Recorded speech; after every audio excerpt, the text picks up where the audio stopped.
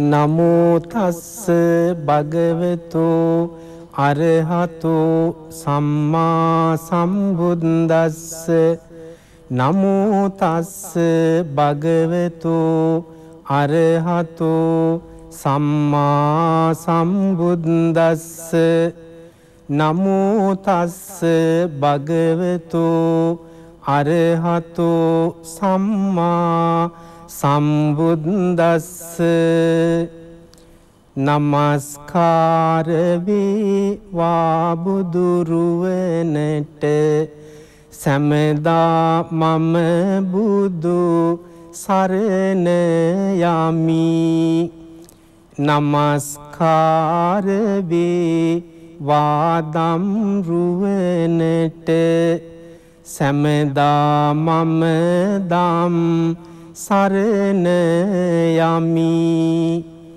නමස්කාර වේවා සංඝරුවනට සමදා මම සංඝ සරණ යමි නමස්කාර වේවා තෙරුවන් හට සමදා තිසරණ සරණ යමි උතුම් තුනුරුවන් හට මාගේ නමස්කාරය වේවා ආදරණීය මව්වරුනි පියවරුනි සහෝදර සහෝදරියනි දුවේ පුතේ පින්වතුනි දහසක් බුදුන් මේ හිමිදිරි පාන්දර ස්වාධීන රූපවාහිනී සේවය ඔස්සේ ඔබේ නිවසට වැඩම කරවලා ඔබට අපේ ශාන්තිනායක අමාමෑණී ලෝතුරා බුදු පියාණන් වහන්සේ විසින් දේශනා කරන ලද උතුම් ධර්මයෙන් බිඳක් දේශනා කරන්නටයි මේ සූදානම් වන්නේ. අද දවස ආරම්භ කරන්නට පටන් ගන්නට බලාපොරොත්තුවෙන් සිටින ඔබ දවසේ නොයෙක් සුබ කටයුතු ආරම්භ කරන්න සිටින්නට ඔබගේ රැකී රක්ෂාවල් සඳහා පිටත්ව යාමට පෙර ඒ වගේම දූ දරුවන් අධ්‍යාපන කටයුතු සඳහා පිටත්ව යාමට පෙර වෙළෙහෙළඳාම් ව්‍යාපාර කටයුතු ආරම්භ කරන්නට පෙර ධර්මයේ පිහිටය ලබලා දීලා ඒ දවස ශක්තිමත් කරන්නට ඒ වගේම සුභවාදී කරන්නට යහපත් කරන්නටයි අපගේ මේ කල්පනාව. පින්තුනි සත්‍යවාදීව කටයුතු කිරීම තුළින් සත්‍යවාදී වචන කතා කිරීම තුළින් මිනිසා පමණක් නොවේ තමන්ගේ ස්වභාව ධර්මය පවා අවට ස්වභාව ධර්මයේ පවා අපට අවනත වෙන අවස්ථා බොහෝයි. ලෝතුරා බුදු පියාණන් වහන්සේ දේශනා කරනවා සබ්බේ සත්තා ආහාරට්ඨිතිකා මේ ලෝකේ ජීවත් වන සියලුම සත්වයෝ ආහාරය නිසා ජීවත් වෙනවා. ආහාරය උදව් කරගෙන ජීවත් වෙනවා. එහෙනම් ආහාරය ලබා ගන්නේ ජීවත් වීම පිණිස. එහෙනම් අපි ජීවත් වෙන්නේ ආහාර ලබා ගන්නමද? ආහාර ලබා ගැනීම තුළින් අපගේ නාම රූප හඳුනා ගන්නට පුළුවන්කම ලැබෙනවා. නාම රූප කියලා කියන්නේ සිත, කය කියන දෙක. ඉතින් මේ කයේ තිබෙන ඇස, කන, නාසය, දිව, ශරීරය කියන මේ ඉන්ද්‍රියන් පාදක කරගෙන සිතුවිලි හට ගන්නවා. ඉතින් ඒ සිතුවිලි නැත්තම් සිත් දුක සැප වගේම සතුට අසතුට කියන දේවල් ඒ මත රඳා පවතිනවා. එහෙමනම් මේ නාම රූප නිසා අපගේ දුකත් ඒ වගේම අපේ සතුටත් සැපත් ඒ වගේම අසතුටත් ඒ හරහා පාදක කොට මාර්ග කොට පවතිනවා. එහෙනම් ඔබ ආහාර ගන්නේ නැත්තම් කෑම කන්නේ සතුන් මැරීමට නොවේ. ඔබ ආහාර ගනු ලබන්නේ අන්‍යයන්ගේ වස්තුව සොරා ගන්නට නොවේයි. ඔබ ආහාර ගන්නේ කාම මිත්‍යාචාරයේ හැසිරෙන්නට නොවේයි. ඔබ ආහාර ගන්නේ බොරු කියන්නට සමාජය රවටන්නට නොවේයි. ඔබ ආහාර ගන්නේ මත්පැන් බොන්නට, මත්ද්‍රව්‍ය පානය කරන්නට, එහෙම නැත්නම් දුරාචාරයේ යෙදෙන්නට, අයහපත් ක්‍රියාකාරකම් යෙදෙන්නට නොවේයි. ඔබ ආහාර ගන්නේ ශක්තිය පිණිසයි. ඒ කුමටද ශක්තිය? ඔබේ දූ දරුවන් පෝෂණය කරන්න, ඔබගේ අඹදරුවන් හොඳින් රැකබලා ගන්නට, දෙමව්පියෝ ආරක්ෂා කරගන්නට, ඒ වගේම සමාජයට යහපත සිද්ධ කරන්නට තමයි ආහාර ලබා ගන්නෙ. ඒ වගේම ඒ තුලින් ඔබට ශක්තිය ලැබෙනවා, නුවණ ලැබෙනවා, ප්‍රඥාව ලැබෙනවා. මේ හොඳය, මේ නරකය කියන කාරණා දෙක තේරුම් ගන්නට. ඉතින් බුදු පියාණන් වහන්සේ දේශනා කරනවා සත්‍යවාදී බව මෙලොවට විතරක් නෙවෙයි පරලොවට. ඒ කියන්නේ එහා ලෝකයටත් අපට සුව පිණිස පවතිනවා කියලා. අපේ බුදු පියාණන් වහන්සේ පින්වතුනි දවසක් මගධ ජනපදයේ චාරිකාවක යෙදෙනකොට භික්ෂූන් වහන්සේලා සමග එක්තරා සිද්ධියක් සිද්ධ වුණා. ඒ තමයි මහා ලැබුගින්නක් හටගත්තා. මේ මගධ ජනපදයේ චාරිකාවේ හැසිරෙනකොට. ඉතින් දැන් භික්ෂුන් වහන්සේලාට පේනවා බුදු පියාණන් වහන්සේ ඉදිරියනොත් භික්ෂුන් වහන්සේලා, පසුපසිනුත් භික්ෂුන් වහන්සේලා, දහසක් ගණනක් භික්ෂුන් වහන්සේලා. ඉතින් මේ භික්ෂුන් වහන්සේලාට පේනවා ඈත දිහාවෙන් මහා ලැබුගින්නක් හටගෙන තමන් වෙත ඒ ලැබුගින්න ක්‍රමක්කරයෙන් සේන්දු වෙනවා, ළඟා වෙනවා. එතකොට මේ භික්ෂුන් වහන්සේලා කල්පනා කරනවා, පුහුදුන් භික්ෂුන් වහන්සේලා මේ ලැබුගින්න නිවන්න පුළුවන් තවත් ගින්නකින් තමයි. ඒ ගිනි ඇවිලුණු ප්‍රදේශයක් නැවත ගිනි ඇවිලෙන්නේ නැහැ. ඒ නිසා මේ සමහර පුහුදුන් භික්ෂුන් වහන්සේලා තමන් අවට තමන්ම ගිනි තියාගන්න කටයුතු කළා. මොකද එතකොට ඒ ගින්න තමන් කරා ළඟා නොවේයි කියලා. එතකොට වියත් වගේම ජේෂ්ඨ භික්ෂුන් වහන්සේලා අර පුහුදුන් භික්ෂුන් වහන්සේලාට කියනවා, ඔබලට පේන්නේ නැද්ද සූර්ය මණ්ඩලය වගේ, මහා සමුද්‍ර තීරය වගේ, මහා පර්වතය, මහා මේරු පර්වතය වගේ අපේ ඉදිරිපස බුදු පියාණන් වහන්සේ සිටිනවා. ඉතින් අපි මොකටද බියට සන්ත්‍රාසයට පත් වෙන්නේ? අපි පුළුවන් තරම් උන්වහන්සේගේ සමීපයට යමු. ගින්නට උන්වහන්සේට හානියක් කරන්න පුළුවන් කමක් නැහැ කියලා. එතකොට මේ භික්ෂුන් වහන්සේලා පින්වතුනි බුදු පියාණන් වහන්සේ ළඟටම සමීප වුණා. අනේ අර ලැබුගින්න ඇවිලගෙන බුරුරා නැගගෙන ඇවිල්ලා සතපුමක් පමණ ඉඩ තියලා හරියට ජලයට දැම්ම ගිනිගත් තනහුලක් වගේ එකපාරටම නිවිලා ගියා. ඉතින් මේ භික්ෂුන් වහන්සේලාට හරි සතුටුයි. ඉතින් මේ භික්ෂුන් වහන්සේලා බුදුහාමුදුරුවන්ට ප්‍රශංසා කරනවා, අනේ බුදු පියාණන් වහන්සේ, ඔබ වහන්සේ තමයි අද අපේ ජීවිතේ බේරාගත්තේ. ඔබ වහන්සේගේ තිබෙන බලය නිසා, තේජස නිසා, ආශ්චර්ය නිසා තමයි අද මේ ලැබුගින්න නිවිලා ගියේ, නැති වෙලා ගියේ කියලා. එතකොට බුදු පියාණන් වහන්සේ භික්ෂුන් වහන්සේලාට කරුණාවෙන් මතක් කරනවා, මේ ලැබුගින්න මේ නිවිලා ගියේ මේ මම නිසා නෙවෙයි, මගේ අද ආශ්චර්ය නිසා නෙවෙයි, මගේ තිබෙන බුද්ධ බලය නිසා නෙවෙයි.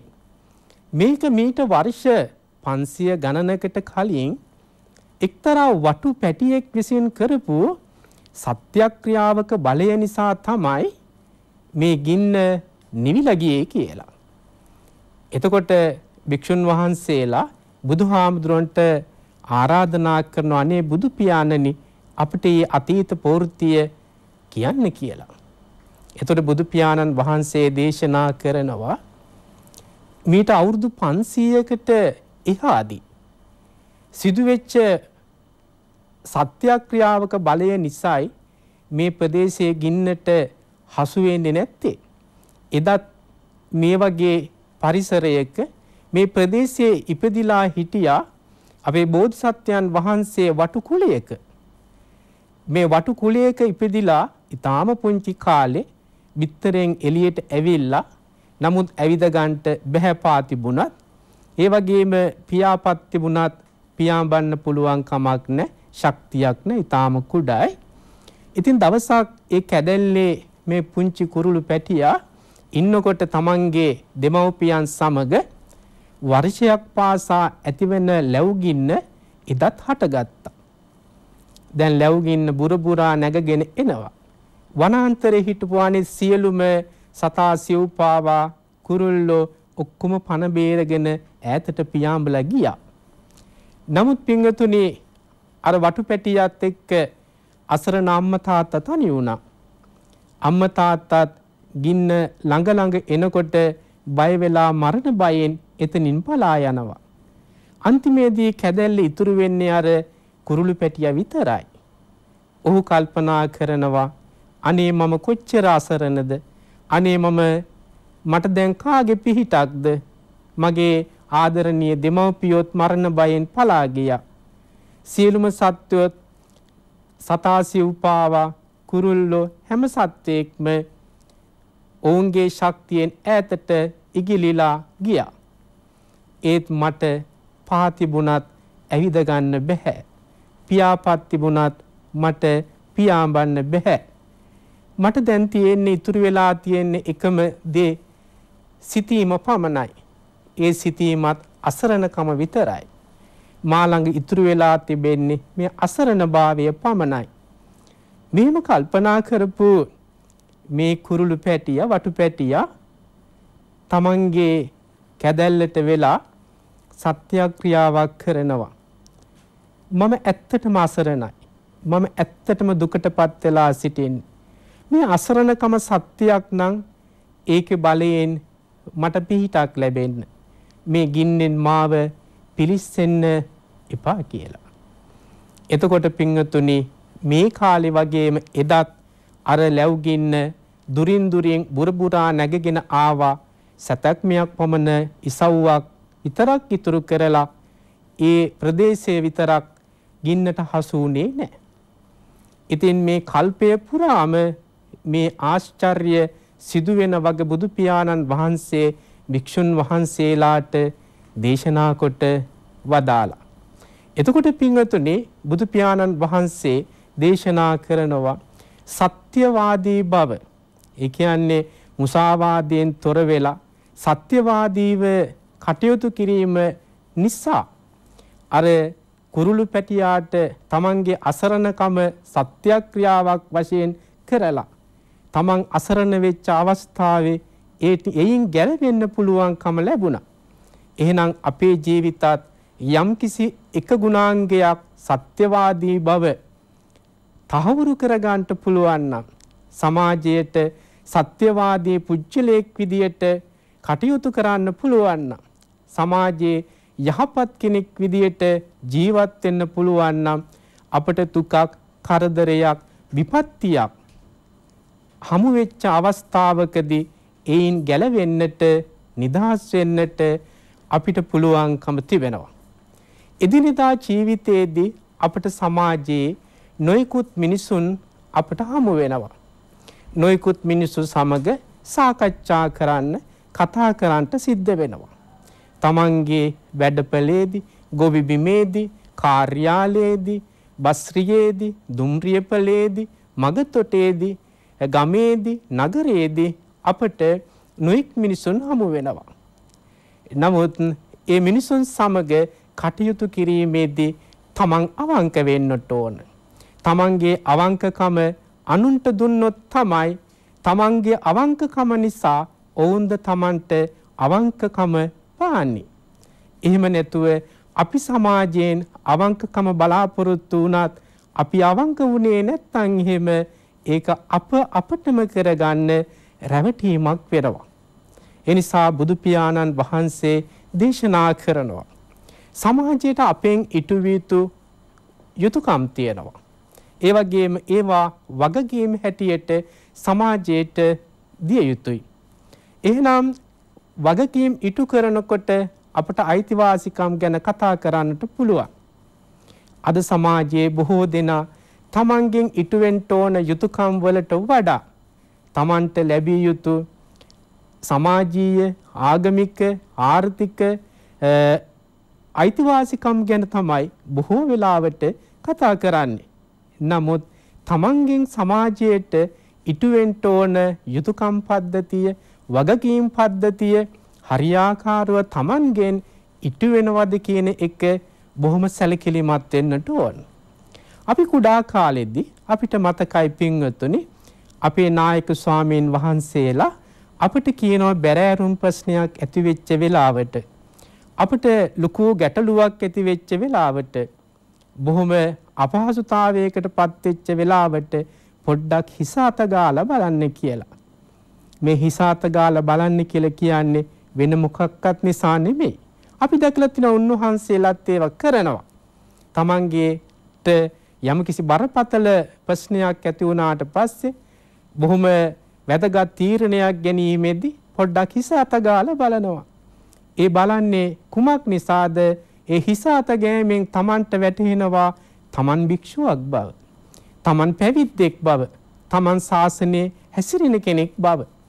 එතකොට එහෙම තමන් කවුද කියන කෙනා නිර්ණය වුණාට පස්සේ, තමන් කවුද කියන කෙනා තීරණය වුණාට පස්සේ, වටහා ගත්තට පස්සේ අන්න ඒ පරාසයේ ඉඳන් තමයි අර ගන්නා වූ තීරණය සැදිලා තියෙන්නේ.